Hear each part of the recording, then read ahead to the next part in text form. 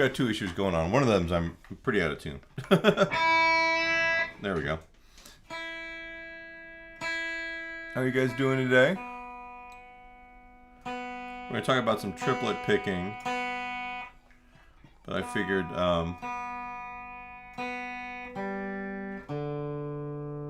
I'd play a little bit ahead of time. It's actually using the Origin Revival Drive. That was a bluesy boost today. I've actually started... It's funny because like I had the pedal, I got it kind of where I liked it, and then when I rebuilt my pedal board, I started not liking it again. And now I'm actually kind of happy with it again. Not really something I would use for a solo boost usually. That's cool. So I keep getting these Jimmy Vaughn backing tracks on here. I like the Butternote music ones. I talk about these every week, but here's some Lowell Folsom in G.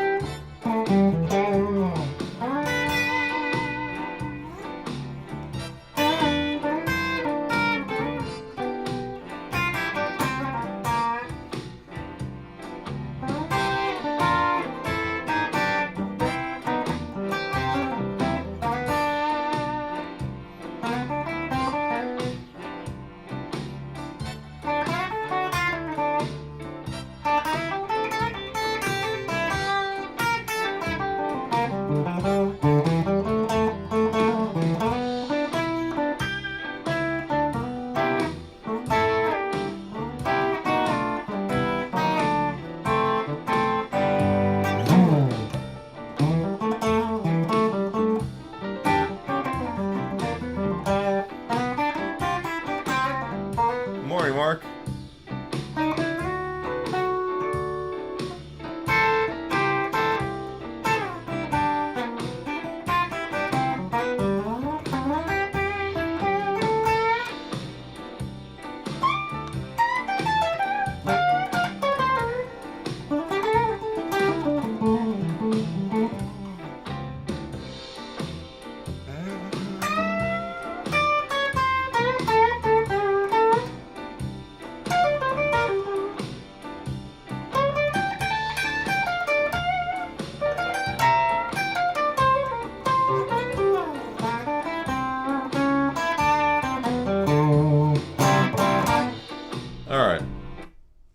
So how's everyone doing? Or how's Mark doing? My guitar is deciding to not stay in tune today. So I figured today was going to be, we kind of skipped a lesson in terms of talking about picking. I've talked about this technique book I was writing, and I found the binder with all of the examples I had written, probably sometime around, I don't know, 2005, 2006, something like that. And then it got hidden in a pile of stuff in my studio, and then we closed the brick and mortar studio down and went online, and then everything got moved here, and then the boxes got put in the corner, and then piles of books got put in my cabinet back there, and then looking for something else, I ran across this. I found the old, like here's like old Charlie Christian lessons I did on the old channel. This etude, I've got stuff on legato stuff. I've got 16th notes. I've got sweep picking stuff and tremolo. Yeah, it's a ton of stuff. And the funniest part is, like, I've actually had to go through this. Like, I'm going to play today's example pretty slow because it's like literally, I just didn't remember it. But there's some other stuff in here that I think is going to be cool for us to explore in terms of just getting your hands playing single note lines in time. You know, some mixed articulations with alternate picking and sliding around and like sweep picking stuff, all kinds of things, right? And it's not necessarily about playing faster, but it is about playing in time and playing with a good feel. So cool. All right. So let's talk about what triplets are. You know what? I'm just going to mark up this page I got here. So let's do this for a second. And then we're going to do this so you guys can see everything bigger. So when we talk about the beat, and I'll write this here on this page here. I'll put my guitar down too. This is going to be a minute or two about talking about subdivisions. So we also about playing on the beat. By the way, Mark, is the mix okay? You can hear my voice and the guitar and everything all right? So if we're counting 1, 2, 3, 4. All right, each one of those numbers is a beat. And if we're using the metronome, each click is one of those beats. Now, we typically end up playing a lot of what we're talking about in 4/4 time. All right, and that's what's going on here in the music, is they're telling us that, and this becomes important later on, but it is kind of important to know even if you don't. So the top number is how many beats per measure. And the bottom number tells us that the quarter note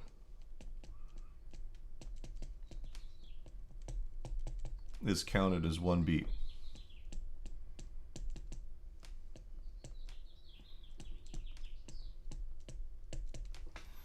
All right, so if I've got my metronome here going, and here's my metronome. This is set for, all right, that clicking, that's our beat, and I would be counting in 4/4 time. 1, 2, 3, 4, 1, 2, 3, 4. All of those beats played together, that's really the pulse of the music. All right, and the metronome is telling us where that pulse is at a certain speed, or how many beats per minute. In this case, we're doing 80. All right, I'm going to slow this down to 70 for right now, just to make this a little bit easier to explain. So if we talk about, or go back to the subdivisions, these guys are quarter notes. I feel bad for you guys because you always have to put up my horrible chicken scratch on these. And those are on the beat. And then we have eighth notes, which is what we've been doing with these exercises. And those eighth notes are half of a beat each. All right, so if I put the counting here, we're counting 1, so let's down, 1 and 2 and 3 and 4 and. So if I was clapping that, 1, these are the quarter notes on each beat. These are the eighth notes. 1 and 2 and 3 and 4 and. What we're doing today are triplets, where we cram 3 notes into 1 beat. Hope there's enough space here for this. All right, so you get 3 of them grouped together. Notice the beam across the top goes together, and usually there's like a little 3 to say, hey, you know what, this is a triplet.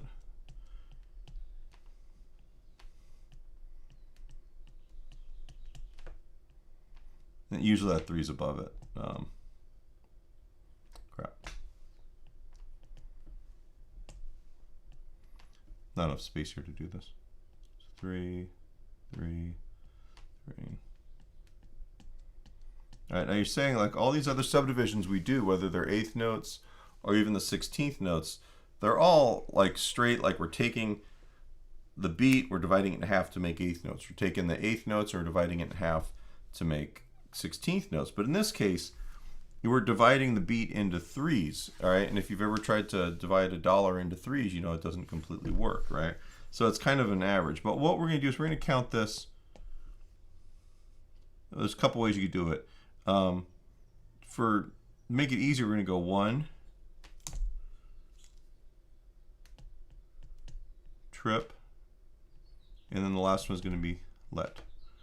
2 trip, let. You gotta be careful. A lot of times people will vocalize these things going 1 triplet, 1 triplet, 2 trip, and it turns into 16th notes.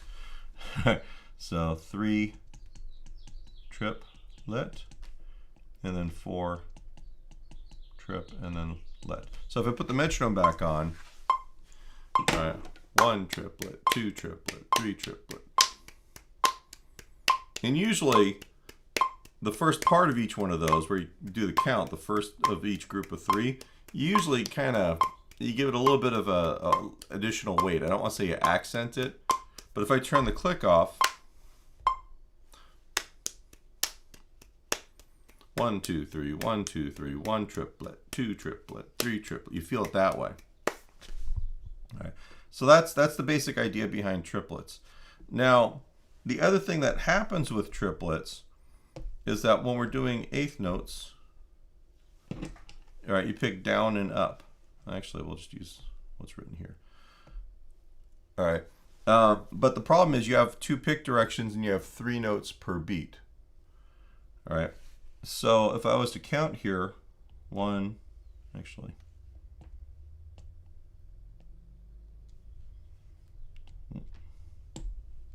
1 trip and then let, 2 trip and then let. Every other beat, and this is where it gets important, this beat starts on the down and this one starts on the up. Now, these are violin bowing directions. That's what they typically would use in guitar music. If it makes it easier. Down, up, down, and then up, down, up. And it just repeats that pattern.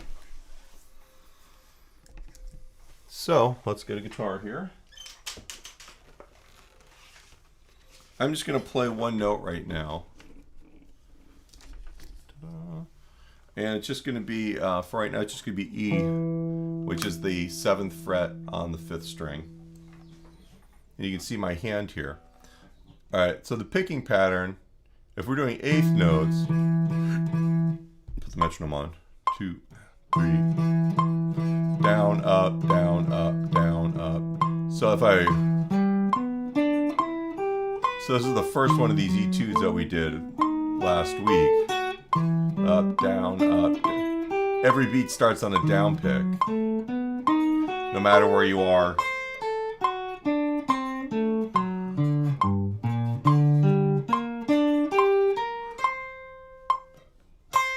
Sorry, I got thought I shut my notifications off on the iPad. Right.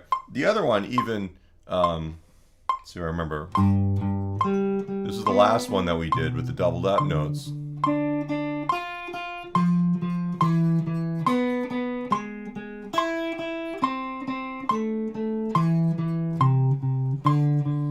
Right. All that stuff, it starts with the down pick on the downbeat too. Right. And what that does is that makes it a little bit easier to play in time. One of the things that actually, let me try something here. What if I can let me fix one thing here. The notifications wall. Where's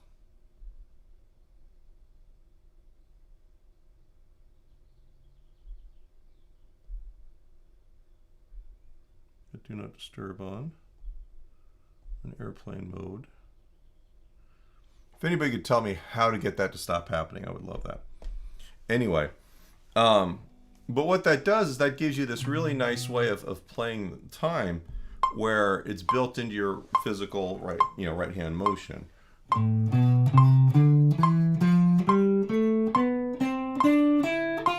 Even if I'm playing things where the rhythms are changing.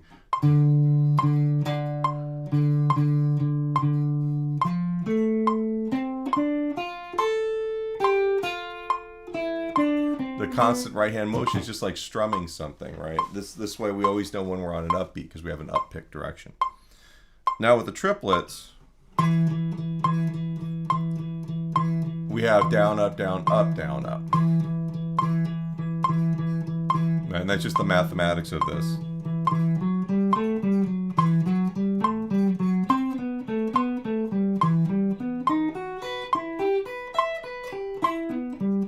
All right. And once again, the right hand is going to be building this motor skill or this muscle memory that's going to help us play this stuff in time. When I'm actually like improvising, right, you're going to find that I don't 100% alternate pick this way, but the majority of the time, especially when you have long passages with a lot of notes that are the same subdivision, having this kind of physical infrastructure in your right hand makes it really easy to play in time. It also helps, like if you're learning something new, all right, you actually can feel all of the subdivisions, whether it's an even basically 2 or 4 subdivision, or if it's a 3 or a 6. You'll actually start feeling those rhythms before you're able to count them. And that's one of the things we're shooting for, is we want you to physically know where this stuff is without having to think about it, so you can play in real time. Okay, you guys have any questions yet? We're going to take a look at the first phrase here. This is my very old tablature. Let's look at my, so I can bring this out enough where you can see both hands. All right, so the first part here, we have 2 beats of just the E, 1 triplet, 2 triplet, and then we've got, right, and it's a good idea when you're working on something like this, put your metronome on. You don't have to do it this fast. In fact, I suggest you don't do it this fast. But the idea here is get used to doing this consistently. If you practice stuff like this without the metronome, then you're never really training yourself to do it consistently, and you won't really be playing this in time. All right, so I'll take like the first 2 beats because that seems like a good exercise. Get that right. Next one, 3 triplet, 4 triplet. It's just going up the E minor scale here. E, F sharp, that's the 9. Can I for a second? E, F sharp, G on that string, and then A, G, F sharp there. And keeping the alternate picking going, down, up, down, and you got to go up on this string and then down on that one. Don't fall into the down, up, down, down. And don't try an economy pick. Don't try and just use whatever pick direction you're heading. For right now, it's all about strict alternation, because that's what this exercise is about, is getting used to being able to alternate no matter where you are. All right, so we put the metronome on.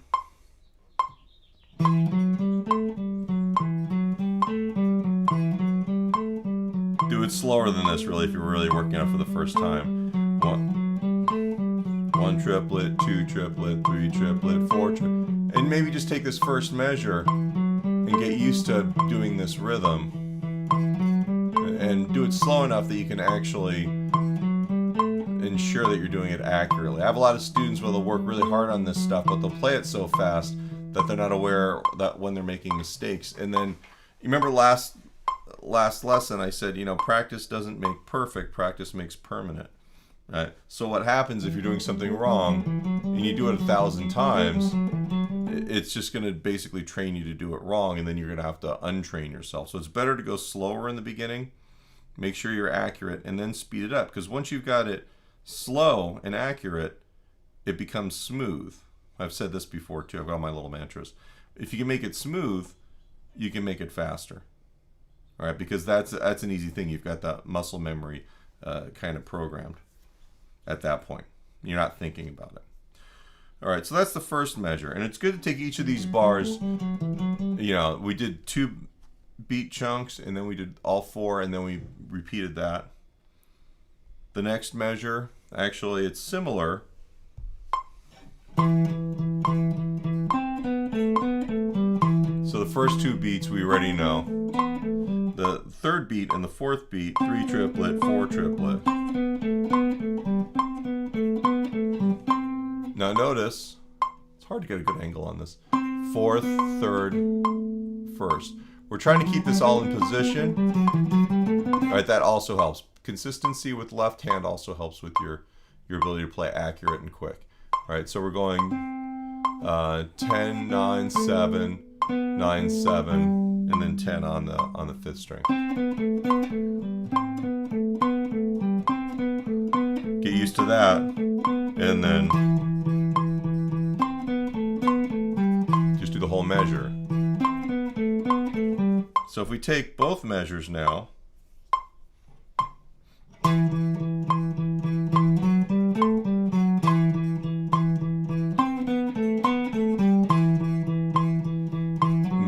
make this kind of an exercise. Just get used to that, right? What you find is music, you know, music repeats itself a lot. Music is built in chunks. So you're going to find that there's a lot of repetition in anything you learn. So as you repeat something, chances are it's going to be somewhere else in the music. So the 4th measure, more of the same. That guy looks a lot like that guy, the first bar. Here's a coffee break. The one that's different in this first line is the last bar. All right, and we're basically just going backwards down an E minor scale from the 6th note. 1, 2, 3, 4, 5, 6, which is the 10th fret. All right, so we're going 10, 9, 7. That's the first triplet. And breaking this up into smaller bits. Like if I took this and went, that's a triplet. That's a triplet. Make sure that you're identifying the rhythmic grouping. This becomes a lot easier too. So 10, 9, 7, and then 9, 7, then 10 on that string, then 7, 10, 9, and then 10, 9, 7. All right, taking each one of these beats, doing that consistently there, then get next to the, oops. The hard part here is, is if you're doing it in the context, right? So this should be down, up, down, and if you repeat it a bunch of times, you run into the down, up, down, up, down, up. Not the worst thing in the world, except for that's not how you're going to play it. It's just going to be down, up, down. The next one is going to be 9, 7, 10, down, up, down, down. And then we got up, down, up on the next group of 3, on the B3. And then the last one is... So it might be good to take these in groups of 2 once you know what the fingerings are. Down, up, down, up, down, up. And then...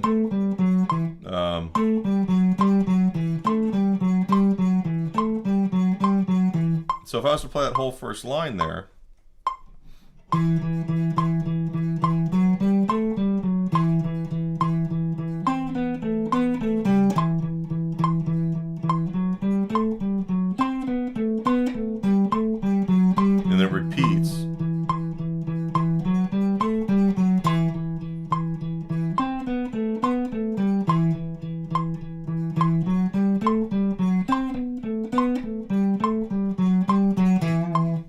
That's the first 8 bars of this piece, and it's really designed to help you get used to this idea that you're picking down on the odd numbered beats and you're starting the even numbered beats 2 and 4 on the up pick to keep the consistency going with the right hand. The next bar, this is actually where it starts getting a little bit more complicated, because if you look at it, right, this is basically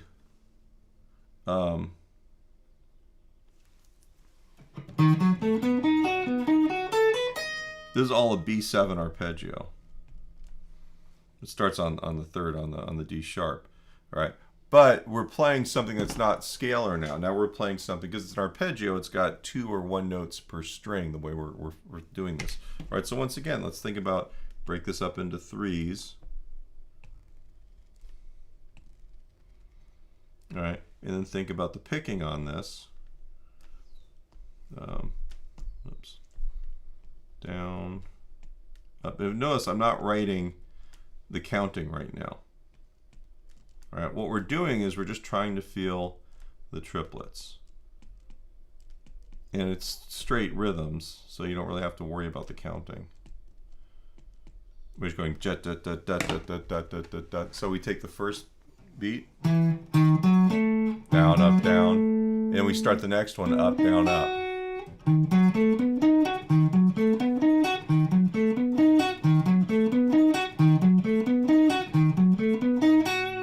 All right, and then the next one, we repeat that again, which helps, and we go, oh, actually, ooh, I've been playing that one wrong.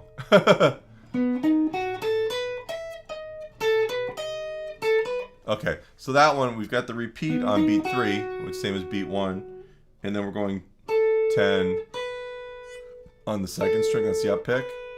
Then we're going 7 and 11 there, and that gives us the B7 arpeggio.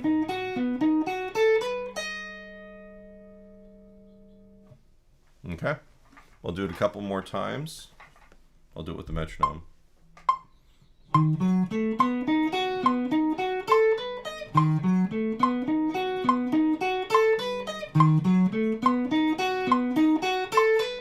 Yeah, and just get used to that. We're just keeping the feeling of the triplets going through something that's kind of broken up a little bit. Next measure, it's kind of easy. It's just triplets on the high E, on the E string. 1 triplet, 2 triplet, 3 triplet, 4. So I can go.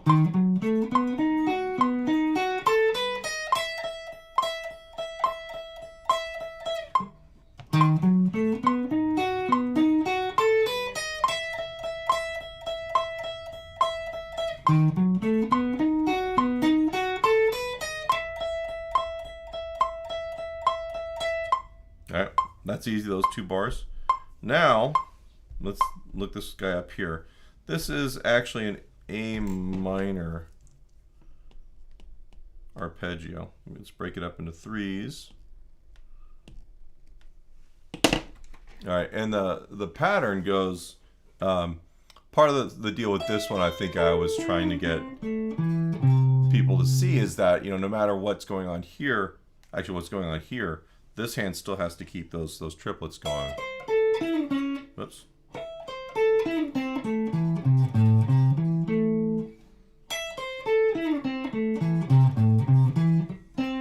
Oops. Yeah. I haven't played this in a very long time. All right, so if I take this guy here, the A minor, right, that's just an A minor triplet right here. That's the 5, the minor third, and the root. And then that's 5, 3 roots. So this, those are the same things, just down an octave. Theoretically, you could take that hand and go. I don't know if that would help the setup for the next part. I don't like that. The thing I don't like about this is that there's a big giant position shift in a weird place here. Whereas I would actually make that position shift the first finger going down. That's the 9, there's the 5, and the 7. Yeah, that's actually not a bad exercise either. It's just repeating that. All right. The idea here is everything should be in time. Everything should be rhythmically complete. And then you've got 3 triplet and then 4 triplet. And all A minor arpeggio. Oops. Hopefully my Apple Pencil will survive the lesson here. But the idea here is really just getting through this and not letting the listener hear where your position shifts are. Keeping the rhythm consistent, playing the right notes, all right, and just playing it so it sounds like a musical phrase. All right, so if I take that whole line, oops.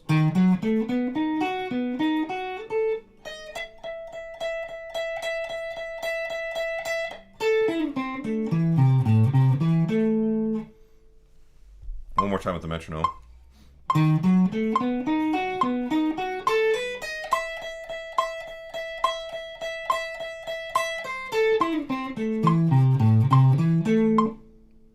Okay.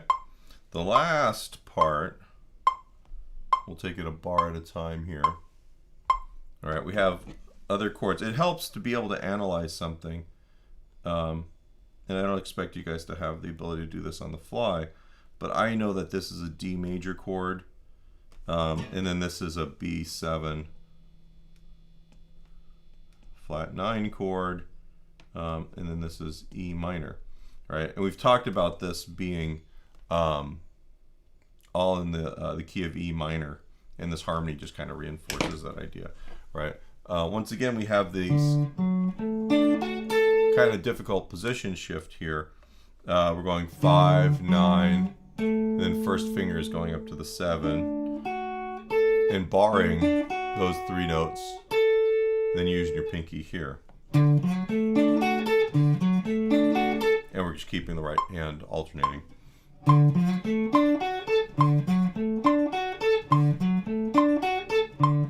Oops. For whatever reason, and this is part of the reason why I wrote this into here like this, things like this, and even like the G minor from the very first one we worked on, those kinds of picking patterns always tripped me up, where I'm basically playing an arpeggio, you know, across a bunch of strings and not doing it, not sweeping it, but actually trying to make sure, you know, that it actually is in time, right? So that one, like right now, I'm sitting here talking and not being able to play it. 1 triplet, 2 triplet. That's also a little bit of a stretch, but all right. And then the B7 flat 9.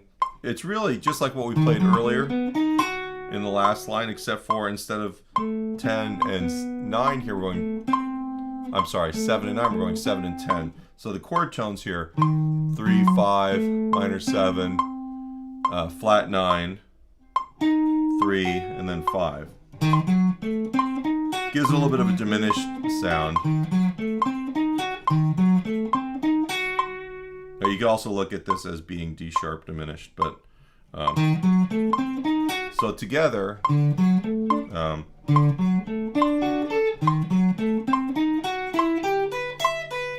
then we just have this nice little E minor arpeggio here out of the, just up and down. All right, so let me, let's just play the whole thing. I'll do it in time with the metronome, and hopefully I will remember the whole thing.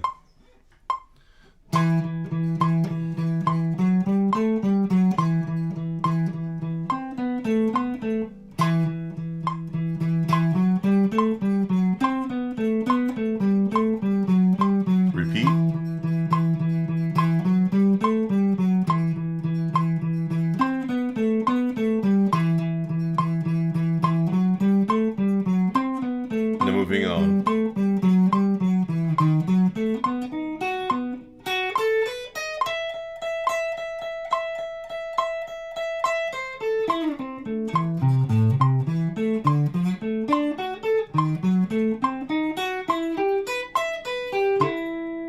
Yeah, with only 2 mistakes. All right. So, you know, the idea here, it's funny because I figured, hey, you know what, I'll do this lesson on the triplets thing. I know there's an exercise in the book, and then I pulled it out and I started working on this last night. I'm like, man, I kind of suck at this. So I practiced it a bunch. I warmed up on it a little bit this morning, Now, obviously, I know how to play triplets, but this has a couple things that provide technical issues for me. It's a little bit of a challenge, right? And the thing about that is it's not a bad thing, because everybody, no matter what skill level you're at, has basics that we could be working on or sharpening. And for me, apparently, playing arpeggio triplets across the fretboard, alternate pick, is something I need to spend a little bit more time on. These exercises are great once you can get them memorized. And there's two other ones before this, which are both eighth note based.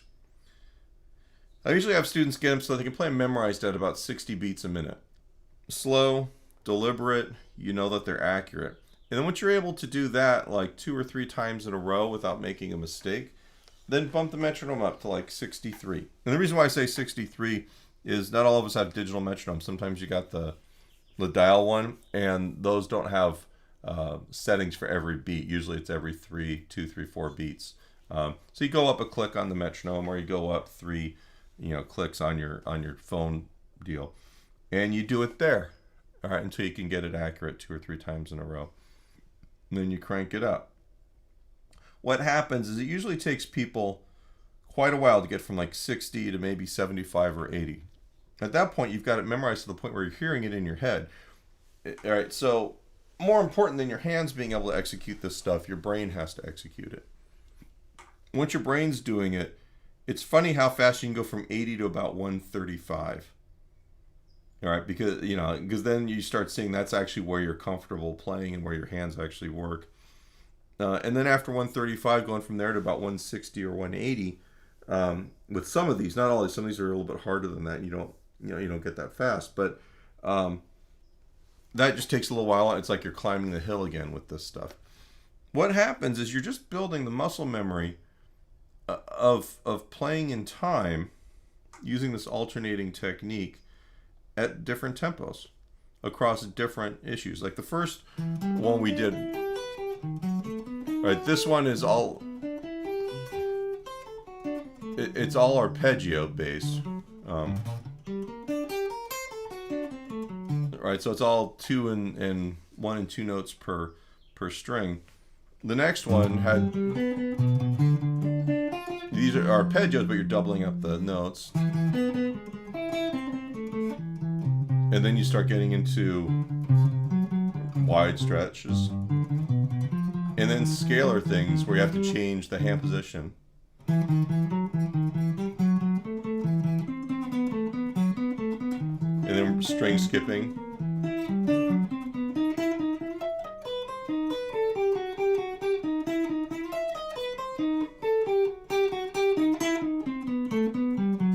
Right. And for me, I wanted to just write a bunch of exercises that were kind of fun little tunes to play. They're not based off of anything in particular. They're not actual pieces of classical music. They're just, in minor keys, and they're using some of the harmony I learned as a music student. But at the end of the day, it's all about those single note lines being in time. So that way when you play other stuff, even if it's something like, like a pop tune on a cover gig, or so you're trying to play this stuff and I can't for you.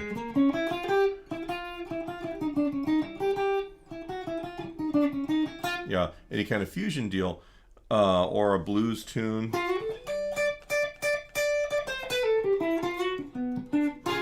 Whatever it is that you play, your hands can actually just execute the time before you really learn the music.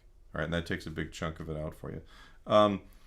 This holds true for rhythm guitar skills. Everything that we do for guitar, if you can build this I use the term infrastructure, but if you build this set of skills so that you're actually able to play stuff by feel, it really cuts down the time required to learn new music, because the rhythmic part of it's kind of taken care of. And when you're able to play that way, you're able to hear those rhythms, which means that you hear ideas quicker. Remember we talked about making sure that you hear it in your head first. You get to that point quicker, and then you get it to your hands a lot quicker. I play a lot of, back when the world was normal, I played a lot of cover gigs, whether they were with a band or when you sub for somebody, or You get a last minute call to play, and sometimes it's all tunes you know, and sometimes it's not, and sometimes it's tunes you know with musicians you've never played with before. And even when it's with my band, there's usually no rehearsal. And people go, "Man, you guys are tight." How long have you been playing? It's like, well, I just met this guy when I stepped on stage, and I've known this guy for a while, but we don't really play in a band. And what it is that everybody's got their basic skills down. It wasn't that they learned a million songs, although they know a million songs, but they also learned music and how to technically execute it on the instrument. And there's a couple parts of that. And one of those parts, which I was very slow to coming to understand, is that you have to really be able to hear what you're playing in your oral imagination, or your mind's ear, as we call it, long before you try and play it on the instrument. Once you get that down, being able to play that is it's just a lot easier, right? Because your brain drives your hands. If you're trying to play music from the point of view that your hands are just making these motions one after the other, and you're remembering it as a series of steps, as if you were baking a cake, it never becomes music. And that was always a difficult thing for me. So just kind of like keep that in mind. This is one of those steps to getting to that point.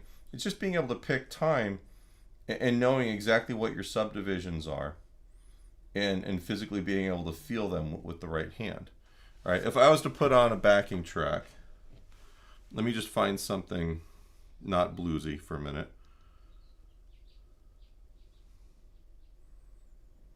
Get rid of the blues stuff. Actually, I'll go into my history. I had some good ones from my students this week.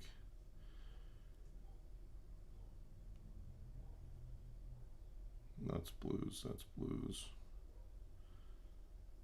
If anyone has a suggestion for a backing track, here's a funk C7. All right, so I'm thinking 1, 2, 1 E and a 2 E and a 3 E and a 4 E and a...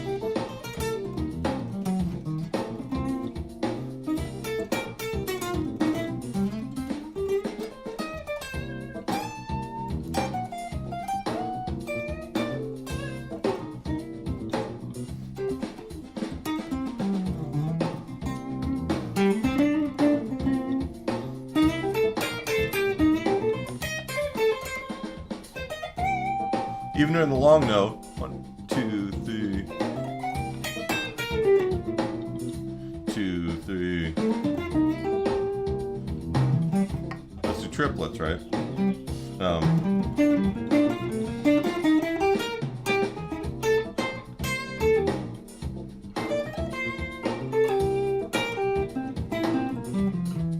right, so it's triplets, 2, 3, 4, 1.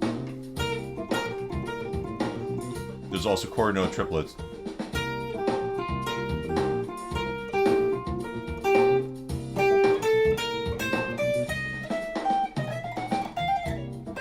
Sixteenth notes, eighth notes.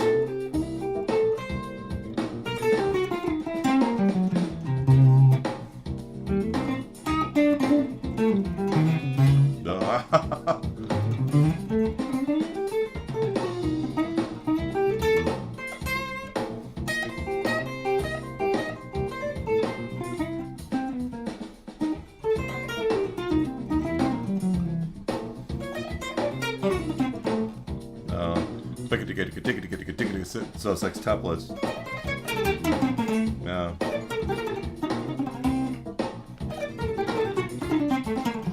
Right.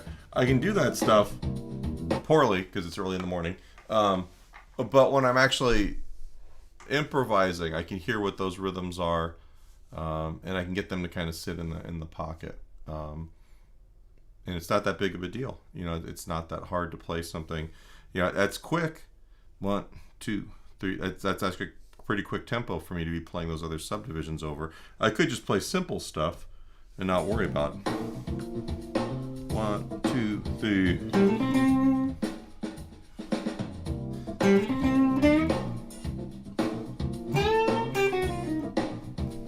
And usually I would take this way out.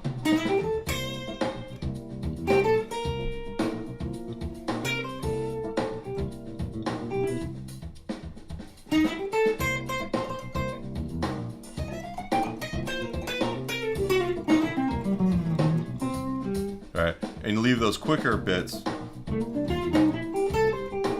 you know, for where the line needs to pay off. Or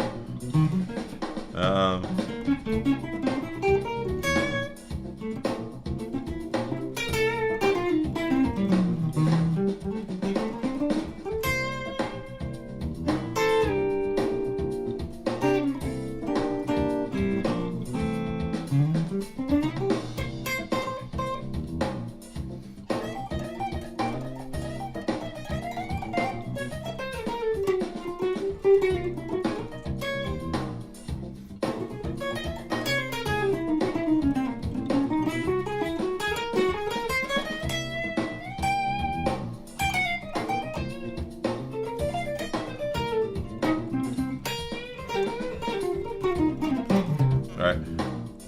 My ability to improvise over a single chord like that, it's hard for me to be melodically interesting for any long period of time. But what I can do is I know, like, I've got the ability to play on all of these subdivisions, and I know different sounds I can use over this chord. We're getting away from picking and talking a little bit about soloing over dominant chord, right? But I'm able to play, I know that over that C7 chord,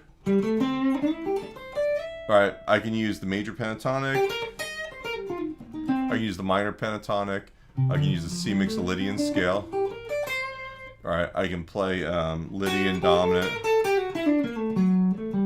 alright, I can play the altered scale,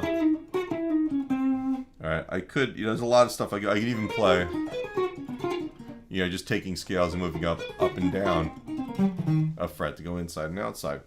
But combining all of these elements is really where you're able to start staying interesting when you're improvising. A lot of people, myself included, when I was, you know, the first half of my music life, thought, I just need to learn a whole lot of licks and a whole lot of scales, and I need to practice them so I can play really fast. And the reality is, you know, it's like I learned the grammar for a language, but didn't learn how to say anything in it, right? Learning those licks, that's important. Right, that becomes vocabulary for you. It's like going to Mexico and saying, I would like to know where the bathroom is, right? You know, you have to have functional stuff, and you have to know how these words go together. But the next step with improvisation, you know, is being able to take these ideas and manipulate or synthesize them using the different elements or parameters of music, right? And you've got, you know, we're talking about rhythm and subdivision. We've talked about changing the harmony up underneath something. You know, we've talked about, you know, using dynamics, you know, being able to,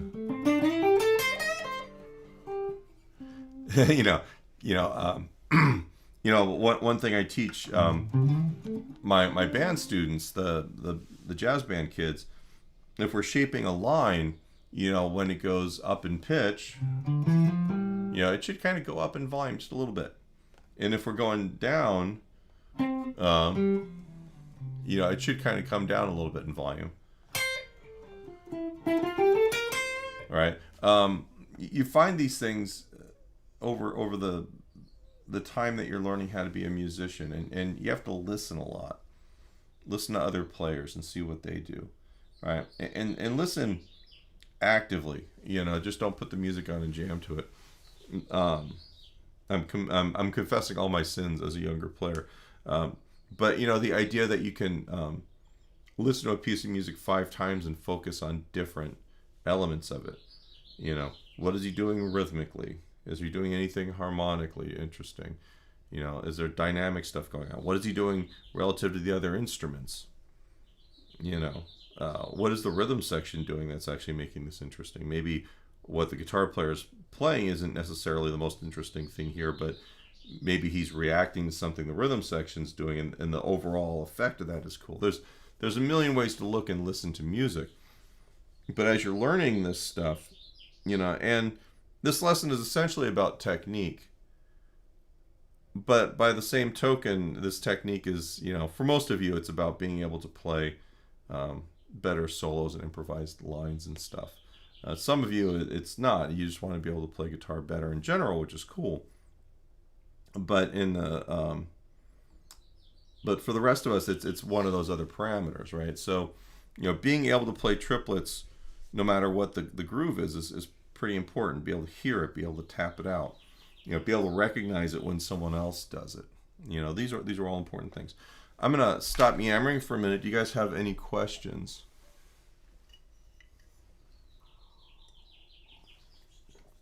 I'll take this moment to say, hey, if you're enjoying the lesson, please hit the thumbs up like button.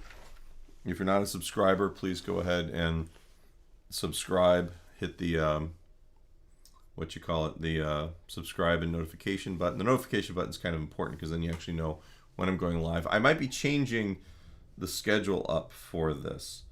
So if there are times that are better for you guys, especially the people that aren't here live right now, I usually get between 5 and 10 people when I do these things live, whether it's the Wednesday evening one or the Saturday morning one.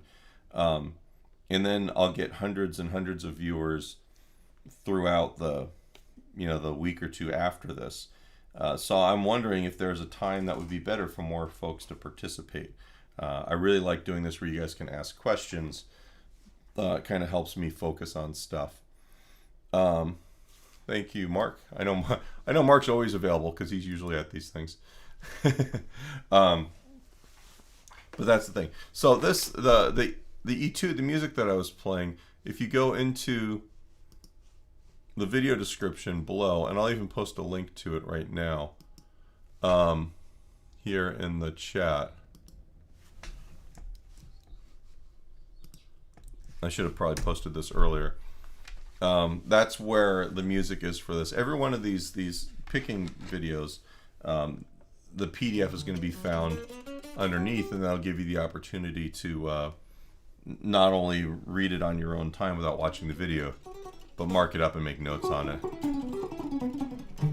So I kind of want to just play a little bit more. I'm kind of at a lesson for today, if you guys don't have any other questions.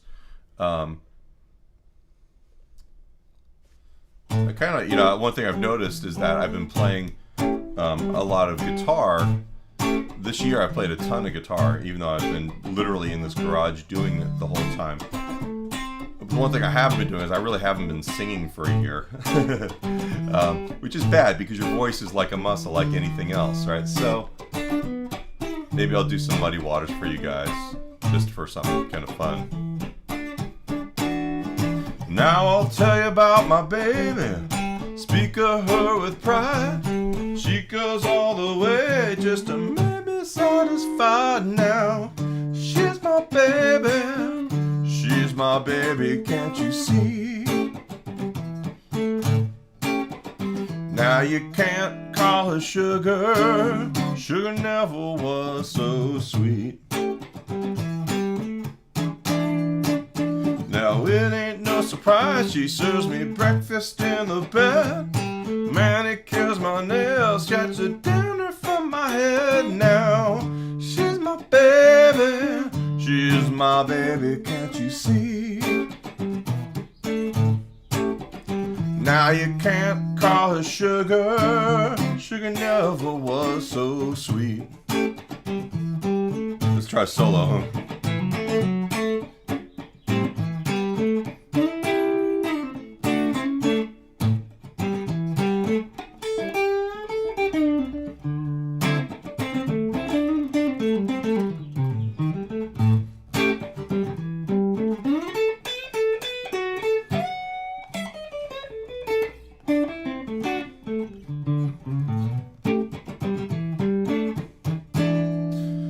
I say what I mean what I say.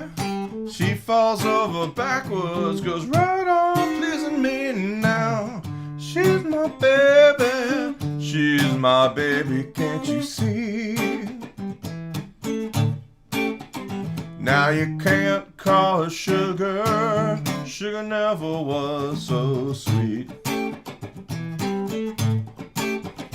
Now you can't call her sugar. Sugar never was so sweet. Now you can't call her sugar. Sugar never was so sweet.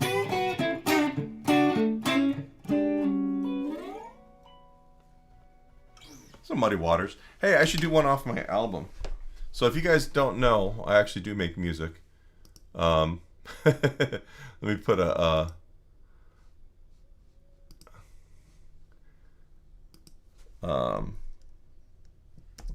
this is the last album I did, and it's the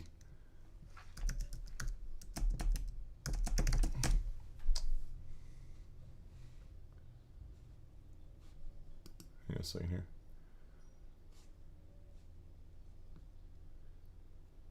Here's a link to the actual. It's a page with a whole bunch of like songs and versions of the album on Amazon. Anyway, let's see if I remember. There's one song. Actually, let's get rid of this here. Let's see if I remember the lyrics. This is called "Can I Take You Home?" It's off the album.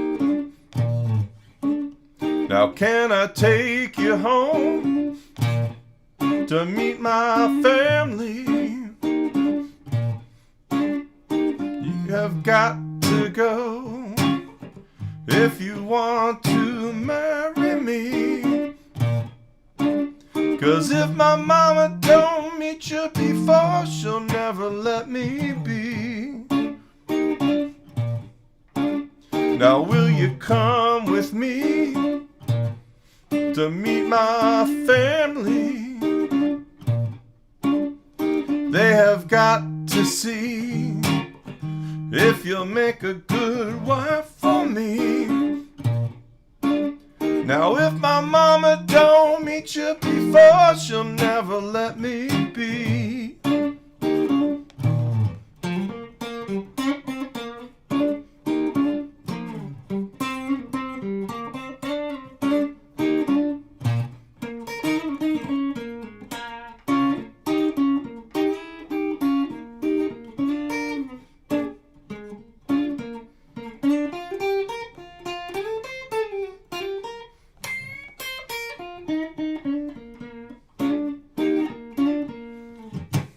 Now if you marry me, you'll have a new family. They'll do anything for you if you promise to do everything for me. But if my mama don't meet you before, she'll never let me be. Now if my mama don't meet you before, she'll make our lives a living misery. Now if my mama don't meet you before, she'll never let us be.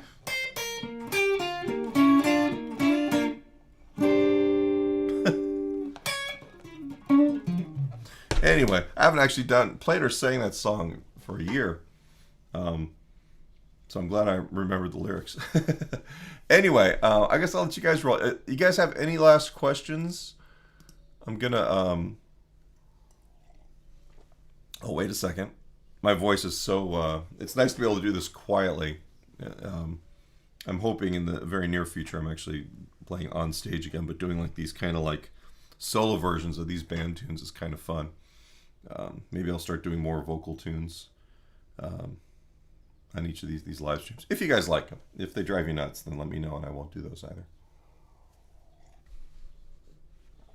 Alrighty, folks. In that case, have a good weekend, and I will see you all on Wednesday. Thanks a lot.